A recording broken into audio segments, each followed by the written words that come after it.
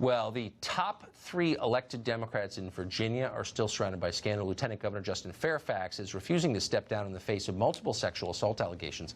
Now, newly revealed Facebook messages obtained by Fox News show that his accuser, Meredith Watson, told friends about the alleged assault as early as March of 2017 and considered whether or not to come forward during the election of that year.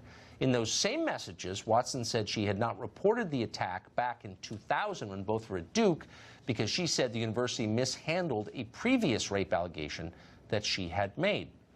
Tammy Bruce is a radio host, president of Independent Women's Voice, and joins us tonight to help assess the state of play in Virginia tonight. Tammy, thanks very much for coming on. What do you make of this, where we are now? You know, it's kind of a sign of what the Democrats have brought, not just to Virginia, but to the country.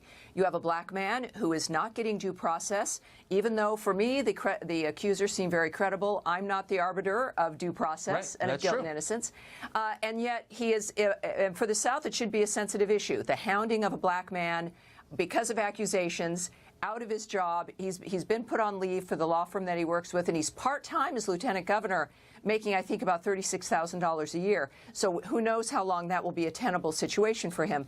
And then you have 2 women who have, grown up in a supposed feminist environment, the Democrats controlling to some degree our social framework, who haven't felt comfortable still being able to report being assaulted. Now, women don't report for a variety of reasons because this is a complicated issue.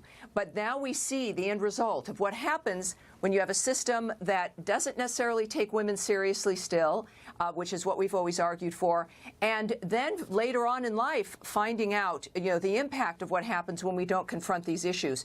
This is the result of what Democrats have said they are the champions of and they are representatives of. And obviously, no one is winning in this situation. No, that's for sure. So we've got a minute left. I'd just be interested, since you've seen a lot of stories like this and thought a lot about this subject, how do you think this specific story ends with Justin Fairfax? Well, I think the environment is so toxic. He also has had, I think, 4 staffers leave, 2 at his PAC, 2 in his office over this. I don't think it's going to be tenable. I hope that there is some investigation that one way or the other, we have some information here.